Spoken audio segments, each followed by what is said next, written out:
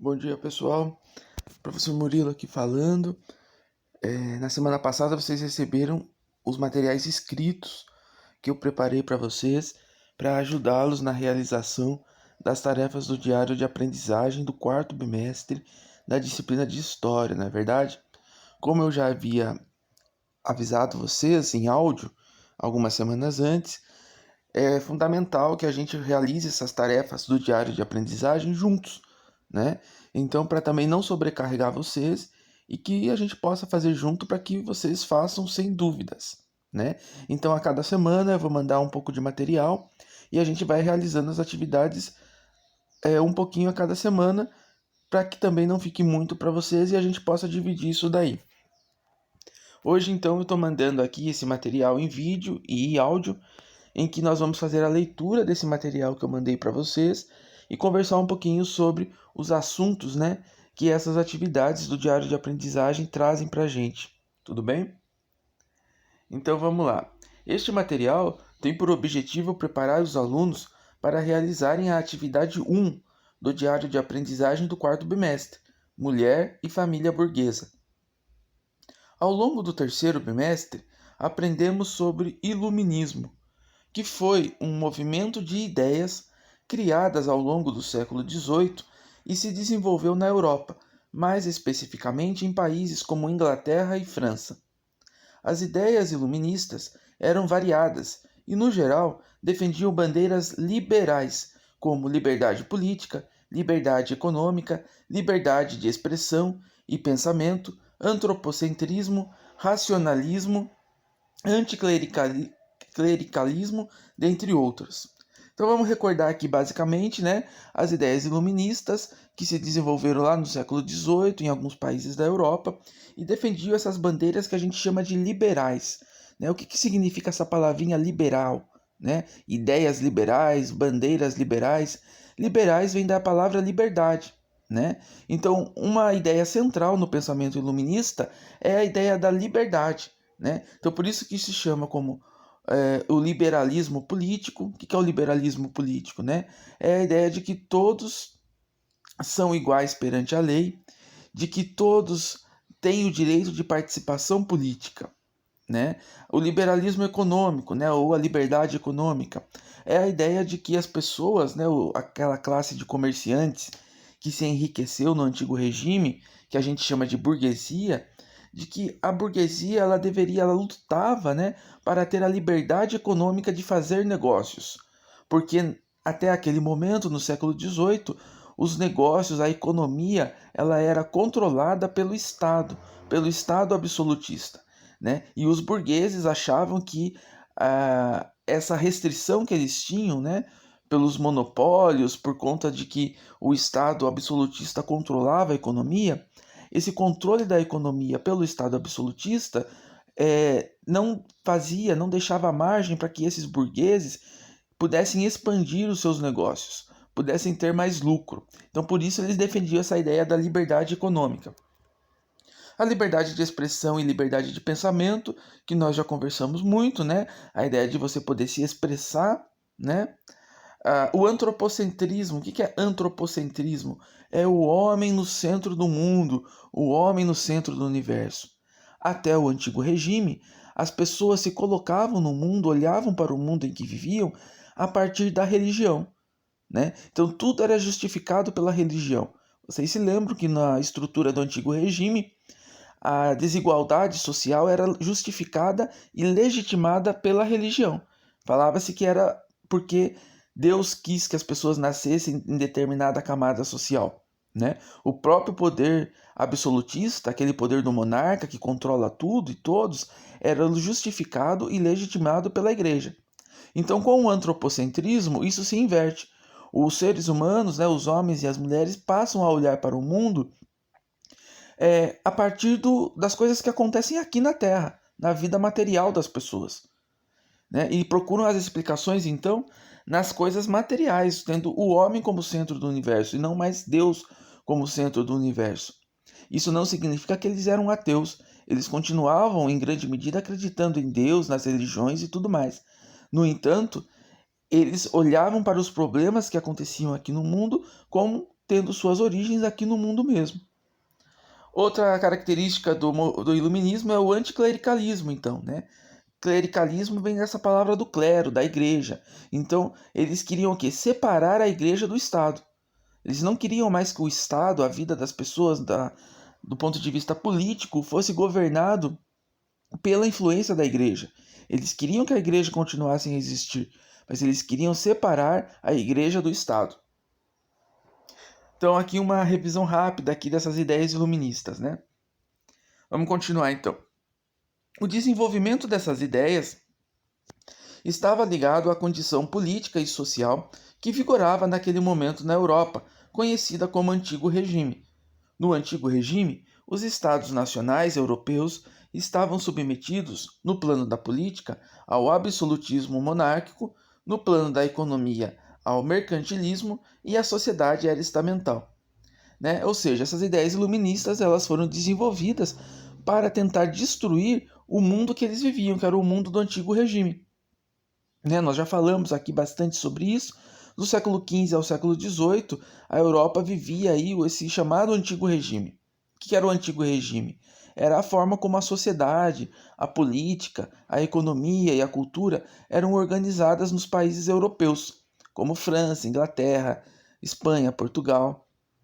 No Antigo Regime, o poder político era o poder absolutista, né? Onde um monarca ele tinha o poder absoluto, né? Ou seja, ele governava, ele criava leis, ele fazia justiça, ele comandava o exército, ele comandava a economia, ele tinha o poder absoluto, por isso a palavra absolutista. No plano da economia, era o sistema mercantilista, né? O que era o sistema mercantilista? Era a forma como a economia era gerida no Antigo Regime. E como vocês sabem, o mercantilismo ele é a primeira expressão, a primeira forma que o capitalismo começa a se formar no mundo, né? O que é a primeira fase do capitalismo que nós chamamos de capitalismo comercial. Então, o mercantilismo ele era uma política econômica dos estados absolutistas, né, do Antigo Regime, em que a economia ela era gerenciada pelo poder absolutista, né, através do colonialismo, né, a colonização pelos países europeus dos territórios aqui no continente americano. O nosso exemplo aqui, o Brasil foi colonizado por Portugal, né? Aquela busca por metais preciosos para enriquecer os estados nacionais europeus. Então, quanto mais metais preciosos estivesse dentro desses territórios, mais ricos eles seriam. Né? E do ponto de vista da sociedade, era uma sociedade estamental, né? Ou seja, uma sociedade que era dividida em estamentos, em categorias. Né? Basicamente, tinham 3 categorias, que também eram chamadas de 3 estados. Né? Na ponta da pirâmide, né? Ou seja, lá em cima, o clero e o poder absolutista, e o poder real, o monarca, né?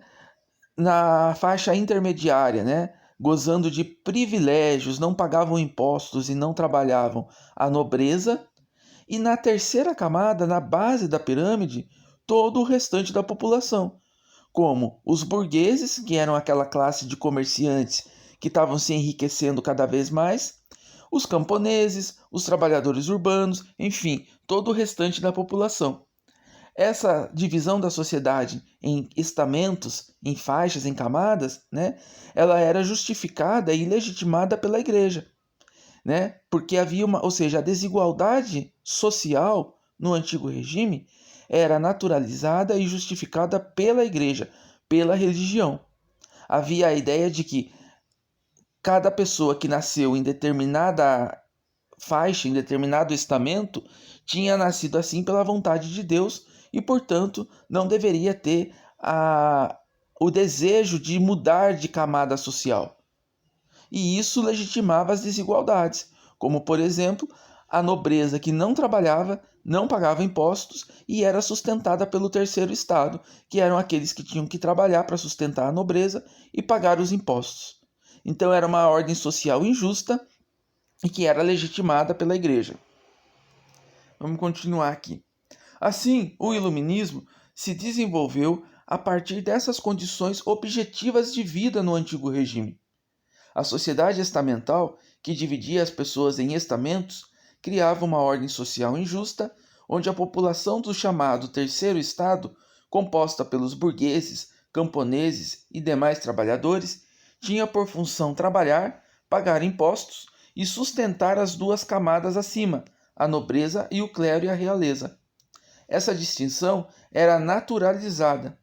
No campo econômico, os burgueses se ressentiam do controle da economia pelo poder absoluto, que os impedia de ter uma liberdade em seus negócios e, por consequência, ampliar as suas riquezas. Diante desse quadro, as ideias liberais foram desenvolvidas por diversos filósofos e pensadores, criando um projeto político favorável para a consolidação de poder político, econômico e social protagonizado pela burguesia. À medida que essa classe foi se desenvolvendo e se enriquecendo através de seus negócios comerciais, percebeu que detinha um poder econômico, mas, no entanto, não detinha um poder político e social dentro do antigo regime. No plano político, o poder era absoluto ao monarca, e no plano social, a burguesia estava relegada ao terceiro estado, junto com as demais camadas da população, e não tinha, assim, prestígio social. A sociedade do antigo regime não privilegiava o trabalho como algo nobre. Antes, o trabalho era visto como expressão de inferioridade. A nobreza, categoria que tinha prestígio social, não executava nenhuma atividade produtiva e também tinha privilégios em relação à burguesia, pois não pagava impostos. Então, as ideias liberais, galera, elas foram desenvolvidas muito para atender a um projeto de sociedade novo, desenvolvido e protagonizado pela burguesia.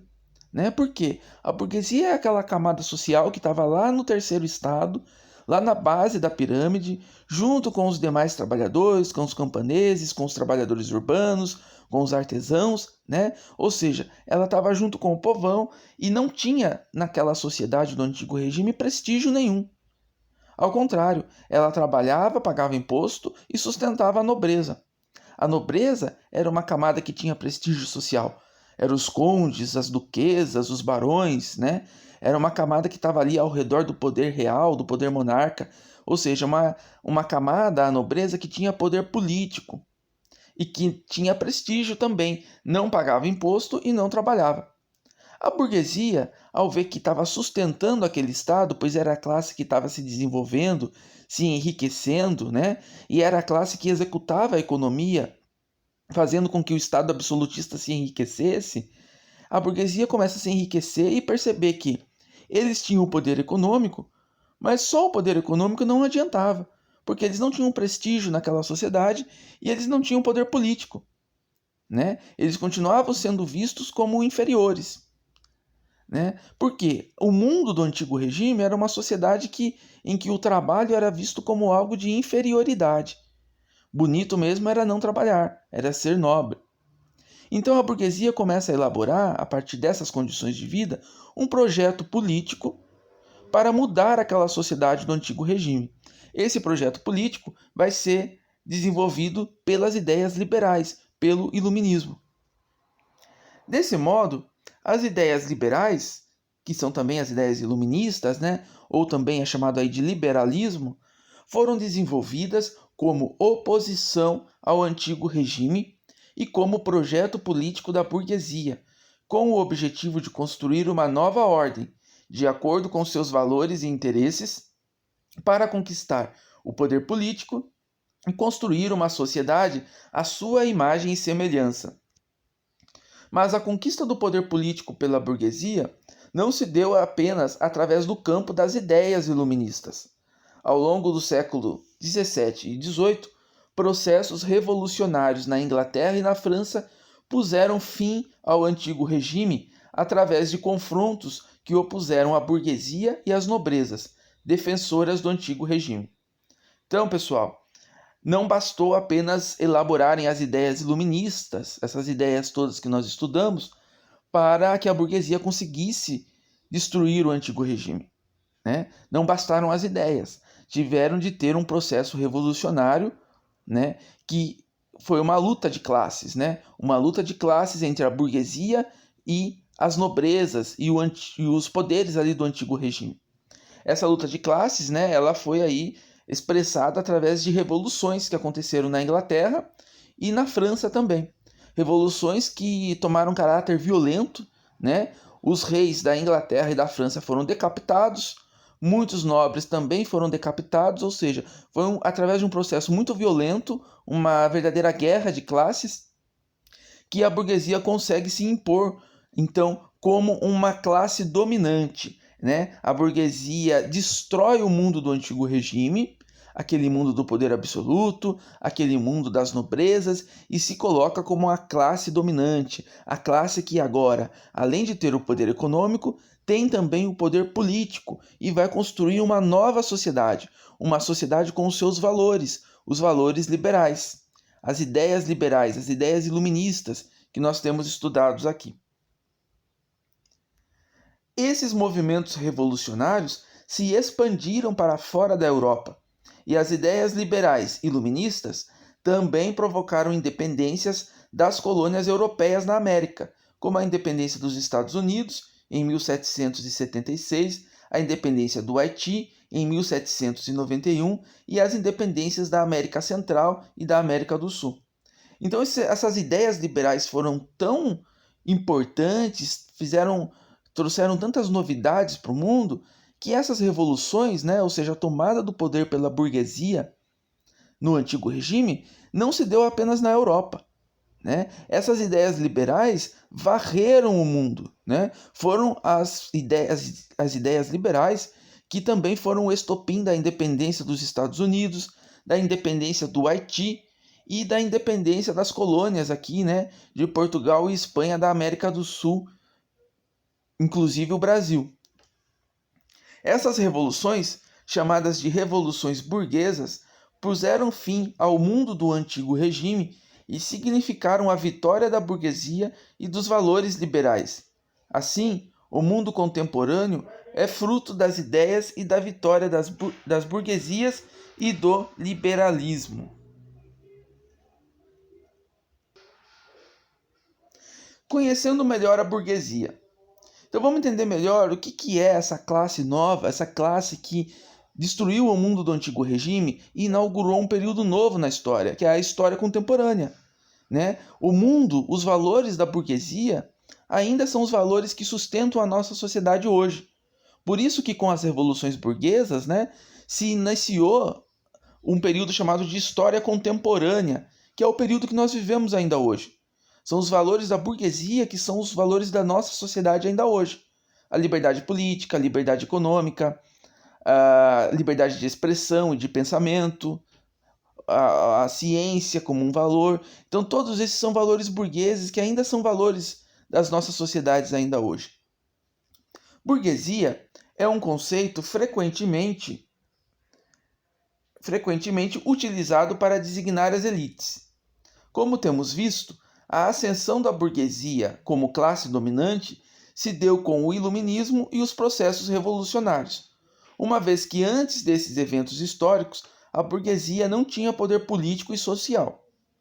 A burguesia é a responsável pelo surgimento e desenvolvimento do capitalismo, e ao levar seus ideais e projetos políticos nas revoluções burguesas, destruiu o mundo do antigo regime e ascendeu como classe dominante. A palavra burguesia vem de burgos. Burgos era como eram chamados as pequenas cidades que surgiram com o renascimento das atividades comerciais no fim da Idade Média. Portanto, originalmente, as pessoas que viviam nos burgos, as cidades medievais fortificadas, e viviam através de atividades comerciais, foram as pessoas que deram origem à designação do termo burguesia. No entanto, após a Revolução Industrial, a burguesia passou a significar a classe que era proprietária dos meios de produção de mercadorias. Então, pessoal, burguesia é uma palavrinha que vem de burgos. Burgos era como eram chamadas as cidades na Idade Média. Por quê? Durante boa parte da Idade Média, o mundo era rural. As cidades não tinham tanta importância, né? As coisas, né? A atividade econômica, a atividade social acontecia mais no campo, né? Nos feudos, né? Mas no final da Idade Média, as cidades voltaram a ter importância, né? A atividade comercial que acontecia nas cidades começou a voltar a ter importância. E isso acontecia sobretudo nas cidades. E as cidades eram chamadas de burgos, porque eram cidades fortificadas, ou seja, eram cidades que tinham muro, né? Porque elas tinham que ter essa proteção. E esses comerciantes que começaram aí a ter essa atividade comercial nos burgos passaram a ser chamados de burgueses. Tudo bem? No entanto, galera, depois da Revolução Industrial, esse termo de burguesia, ele aumenta um pouco, ele se amplia um pouco. Ele deixa de significar apenas aquelas pessoas que faziam atividades comerciais, mas burguesia passa a identificar aqueles capitalistas que eram os donos dos meios de produção. O que é meio de produção? Meio de produção é a maneira como a gente vai produzir mercadorias. Ou seja, os burgueses passaram a ser conhecidos como aqueles que eram os donos das fábricas, aqueles que tinham as máquinas para produzir mercadorias. E esse processo se deu com a Revolução Industrial. Rapidamente aqui, qual que foi o processo da Revolução Industrial? Vamos imaginar lá, primeiramente, o artesão. O artesão é aquele cara que produz uma mercadoria. Vamos pensar num exemplo aqui de um sapato. Um artesão produz um sapato. Esse artesão ele vai produzir o sapato inteiro. Ele vai comprar o couro, ele vai cortar o couro, ele vai lixar o couro, ele vai tingir o couro, ele vai fazer a montagem do sapato. Ou seja, aquele sapato que o artesão vai produzir é fruto do seu trabalho, é fruto da sua criação. Sair dele, um projeto dele. Ele executa todas as etapas da produção do sapato. Quando muito, esse artesão ele vai dividir esse serviço com a sua família ali mesmo, na sua casa, ou com alguns aprendizes. Mas aquele sapato, ele tem todas as etapas da sua produção realizadas pelo artesão. Ou seja, o sapato é um produto, mais do que uma mercadoria, é uma criação daquele artesão. Ele participa de todas as etapas da produção daquele sapato.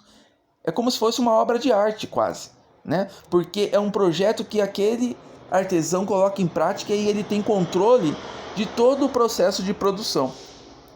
Então, no artesanato, as mercadorias eram produzidas dessa maneira. Num determinado momento da história, no final da Idade Média, alguns comerciantes passaram a entrar na produção de mercadorias.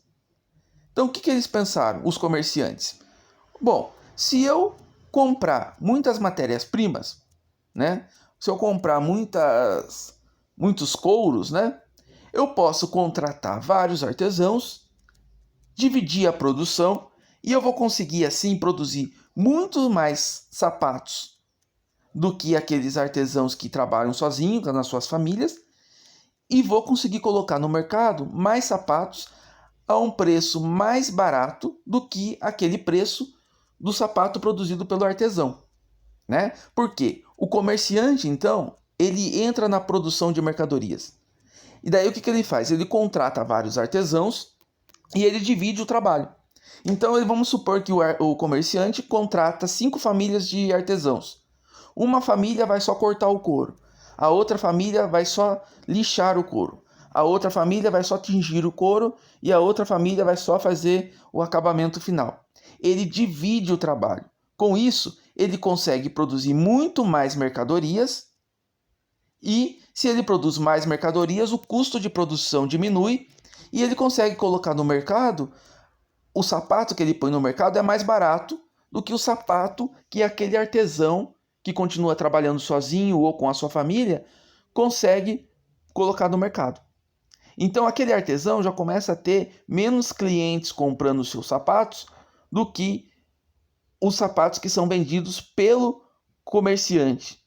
Então essa transformação na forma de produzir mercadorias, onde o comerciante entra na produção, financia a produção, a gente chama de manufatura, né? Então esse foi o segundo processo da transformação da forma de produzir mercadorias no mundo capitalista. Qual que é a diferença disso? Para o artesão, a diferença é que, se no primeiro momento o produto do trabalho do artesão, aquele sapato, é fruto do trabalho, da criação do artesão, aquele artesão tem o controle do processo de produção total, ele planeja, ele cria aquele sapato, ou seja, aquele sapato tem uma identidade, né? Tem uma relação com quem produziu. Na manufatura, o artesão começa a perder esse domínio sobre o seu próprio produto de trabalho. Por quê? Porque o artesão que foi contratado pelo comerciante, ele vai fazer só uma etapa da produção. Então, um artesão que foi contratado pelo comerciante, ele vai só lixar aquele couro. Ou seja, ele perde o controle sobre o seu produto de trabalho.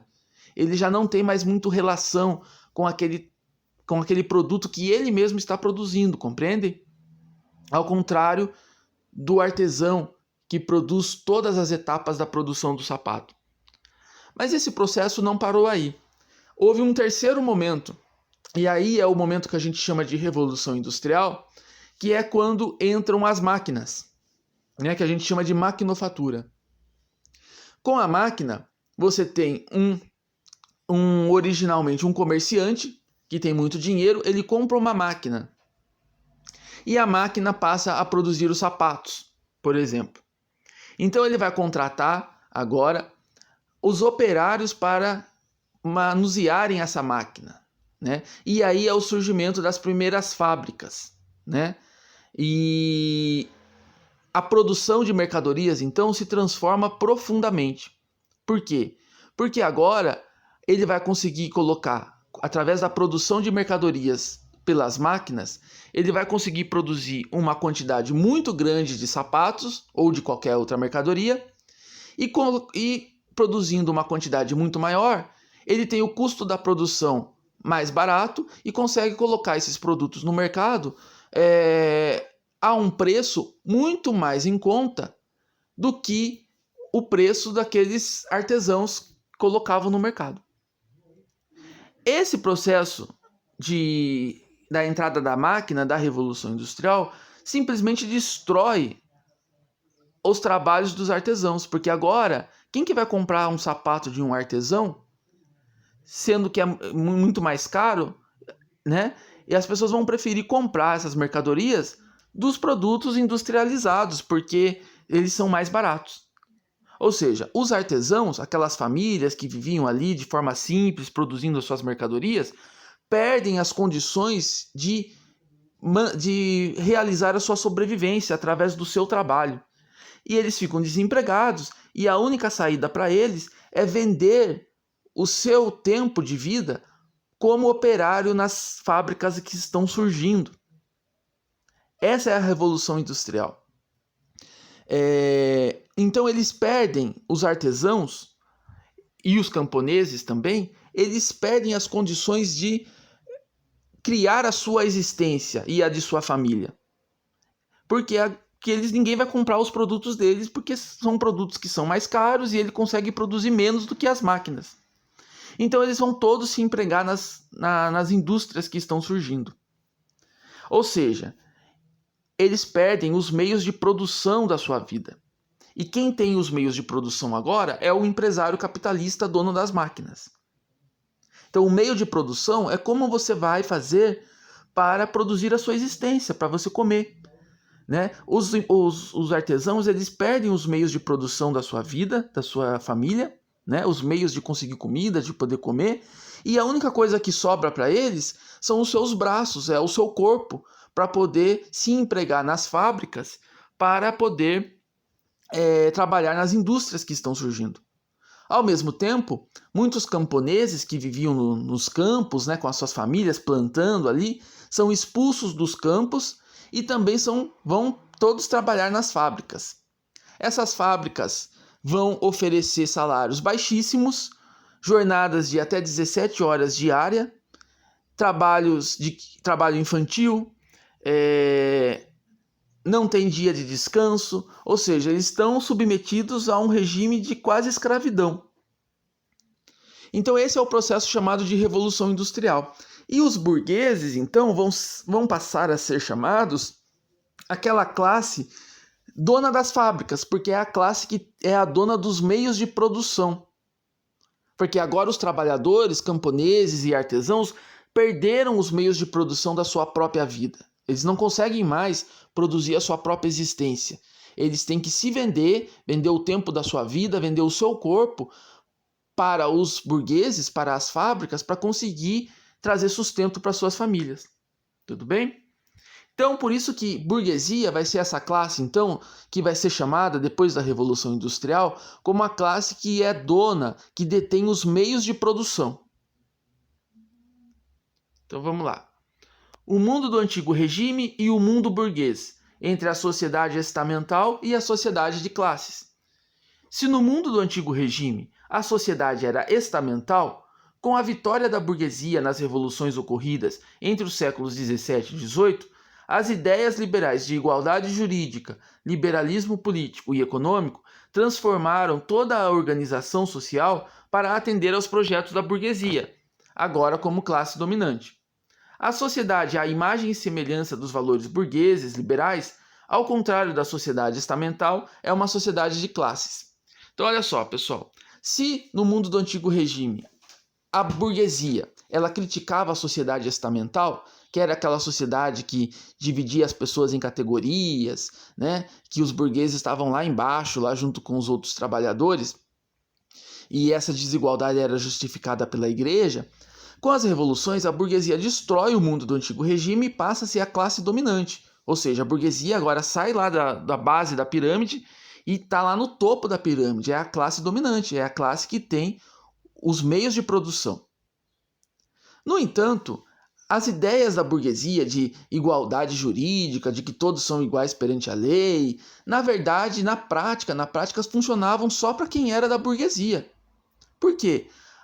Mesmo com a vitória das burguesias, a burguesia continuou escravizando pessoas da África nas colônias, né? Ou seja, os negros continuaram sendo escravizados, as mulheres continuaram não tendo direito ao voto, dentre outras coisas. Ou seja, a desigualdade continuou rolando solta. Era a igualdade só para eles, só para quem era da burguesia. Além disso, nós vimos aqui que os trabalhadores, os operários, estavam submetidos a um regime de semi-escravidão, né? Eles eram super explorados. Ou seja, essa igualdade, essa fraternidade, esses ideais liberais, eles têm seus limites também, eles não serviram para todo mundo. Isso fez com que, nesse novo mundo que a burguesia construiu com as revoluções burguesas, ele destruiu o mundo da sociedade estamental, mas criou um mundo da sociedade de classes, que é o nosso mundo de hoje, né? O nosso mundo de hoje, o nosso país hoje, por exemplo, o Brasil é um país dividido entre sociedade de classes. Basicamente, duas classes. Quais são essas classes? A classe trabalhadora e a classe burguesa. Ou seja, quem tem os meios de produção e os trabalhadores que não têm como produzir a sua existência a não ser vender o seu tempo de vida ou o seu corpo para trabalhar nas fábricas e nos serviços dos grandes capitalistas. Então nós temos aqui, né, antigamente a sociedade estamental dividida em estados, né, primeiro, segundo e terceiro estado. O primeiro estado era o clero, o segundo estado era a nobreza, eles representavam a minoria da população e eles tinham terras, cargos, prestígio, privilégio e isenção fiscal. E na base da pirâmide, a esmagadora maioria da população, o terceiro estado, que era a burguesia, mais os camponeses, mais a população urbana, né, os sans-culottes, que trabalhavam e pagavam imposto. Na sociedade burguesa, que é a que nós vivemos hoje, essa sociedade deixa de ser estamental, mas ela se torna uma sociedade de classes. Com a difusão das ideias liberais e com a Revolução Industrial, a sociedade sofreu alterações. A sociedade de ordens do antigo regime, baseado no privilégio, deu lugar à sociedade de classes, nascendo uma nova sociedade tripartida. Então, quais são as classes, né? No topo da pirâmide, a burguesia, que é a dona dos meios de produção. Na base da pirâmide, o proletariado, que é a classe trabalhadora, que trabalha nos meios da produção da burguesia. Por que o proletariado, né, ou a classe trabalhadora, é uma classe antagônica à burguesia, ou seja, eles têm interesses diferentes. Porque, como vocês sabem, nós já vimos, no mundo industrial, né, os trabalhadores perderam as condições de produzir a sua própria existência. E a única alternativa que sobrou para eles, para poder viver, foi vender o seu tempo de vida e o seu corpo para trabalhar nas indústrias da burguesia. E não recebiam um salário mínimo, não tinham descanso, jornadas de até 17, 18 horas por dia, trabalho infantil, né? Essa é a origem do mundo capitalista moderno. Se hoje nós temos aí, né, um salário, direitos trabalhistas, né, essa noção de direitos trabalhistas, salário mínimo, jornada de 8 horas, recebimento de hora extra, 13º, férias, tudo isso foi conquistado através da luta da própria classe trabalhadora, através de greves, sindicatos, etc. Né? Por isso que são classes antagônicas, porque os interesses de uma classe são diferentes dos interesses da outra. Para a burguesia, os interesses, né, para a classe burguesia, a dona dos meios de produção, é pagar o menos possível, é explorar mais possível os seus trabalhadores para conseguir mais lucro. E os trabalhadores têm interesses diferentes. Eles querem, no mínimo, aí, regulamentação do trabalho, direitos trabalhistas, para não serem superexplorados. Entre essas duas classes, nós temos a chamada classe média, né? A classe média não é bem uma classe, é uma camada social, que ela pode estar ali ou em direção à classe burguesa, né? Ou seja, subindo socialmente, ou também descendo socialmente, em direção à classe trabalhadora. Então, a sociedade no mundo moderno, que é o mundo que nós vivemos hoje, né? O mundo capitalista, burguês, é uma sociedade de classes, de classe social. Ao contrário do antigo regime, onde o que fazia a mediação entre as camadas sociais era o status social, na sociedade burguesa é a produção de mercadorias que realiza a mediação entre os seres humanos. Assim, o que define uma classe social não é a renda ou o poder de consumo que ela tem, como geralmente se diz.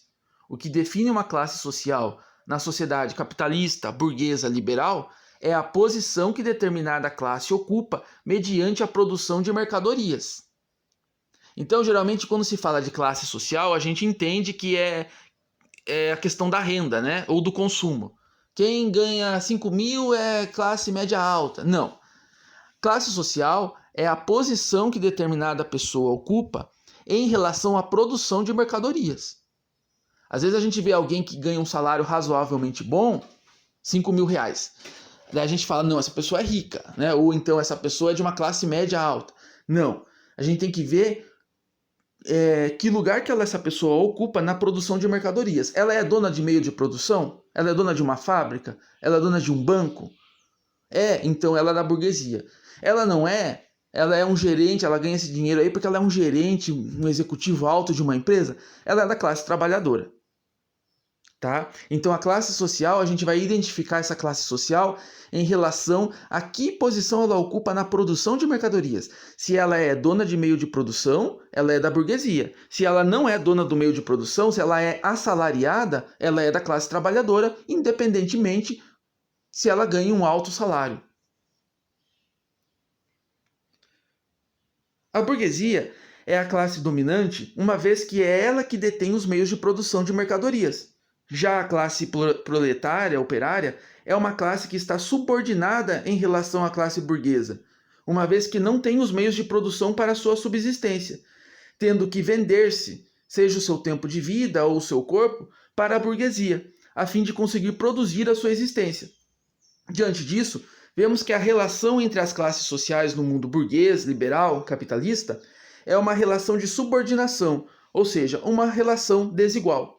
Então, ou seja, aquela desigualdade do antigo regime que os burgueses prometeram acabar, na verdade, essa desigualdade continua existindo, só que agora os burgueses já não estão mais na posição de inferioridade, né? Eles que são a classe dominante.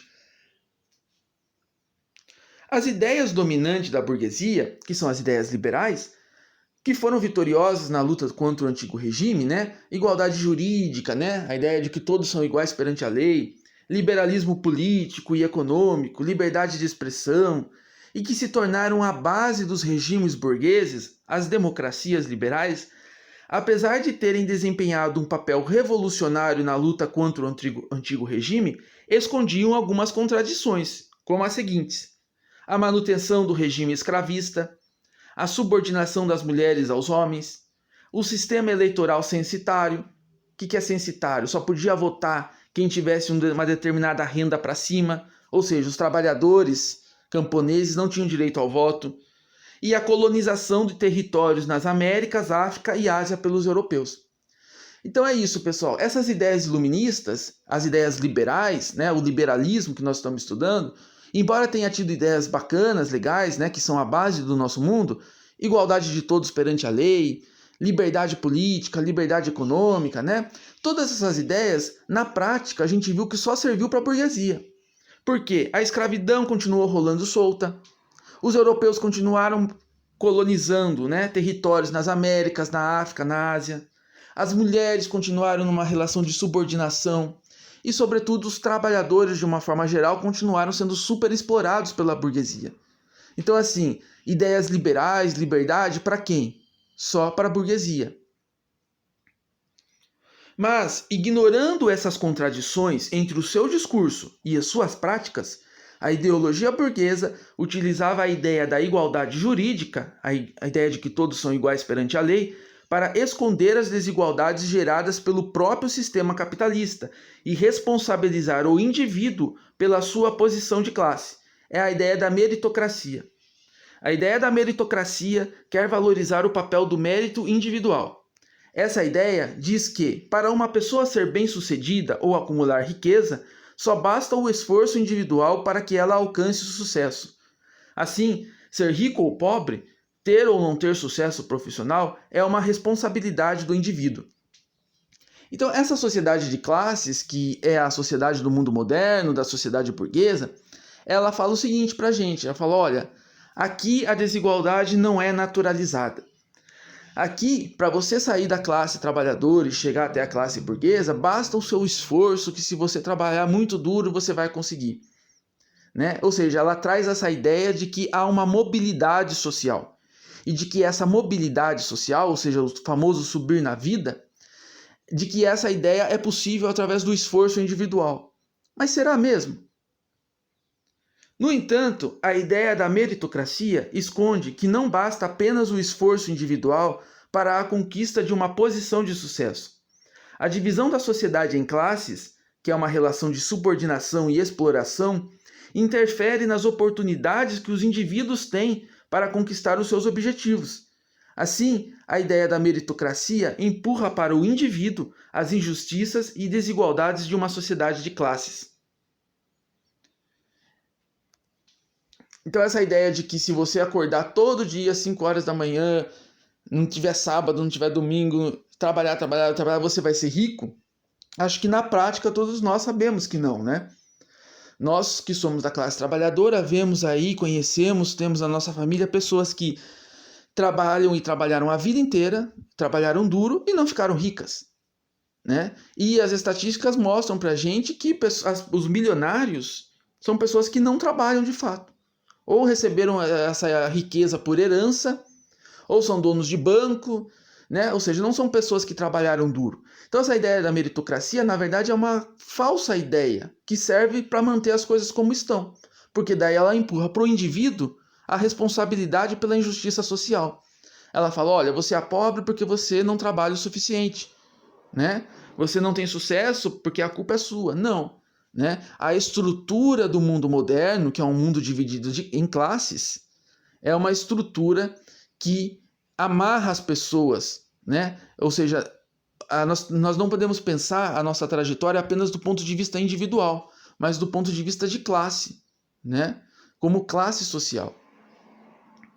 De fato, estatísticas mostram que a maior parte dos bilionários no Brasil, por exemplo, tem sua origem em heranças.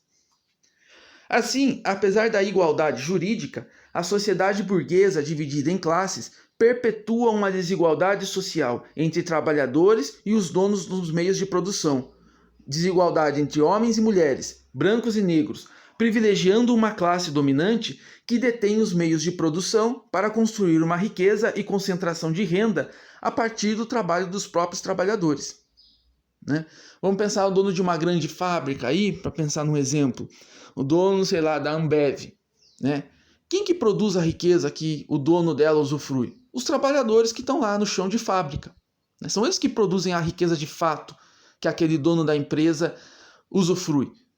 Aquele dono da empresa, ele mal administra ainda, né? Ele paga executivos para administrar para ele. Mas quem produz a riqueza são os trabalhadores no chão de fábrica.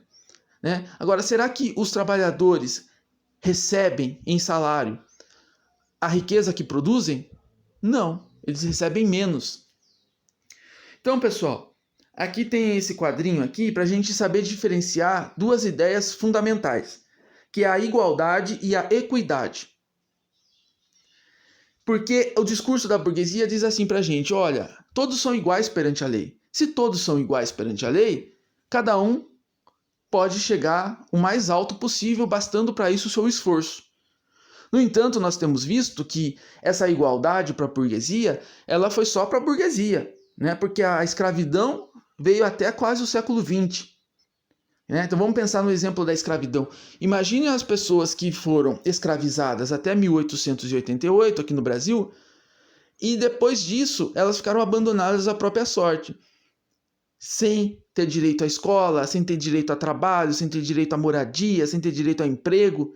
Quer dizer, como que essas pessoas, a gente pode falar para elas que, olha, basta o seu esforço individual para você vencer na vida? Se as condições na largada dessa corrida são desiguais, né? São desiguais. Então, a igualdade, no primeiro quadrinho aqui, olha só.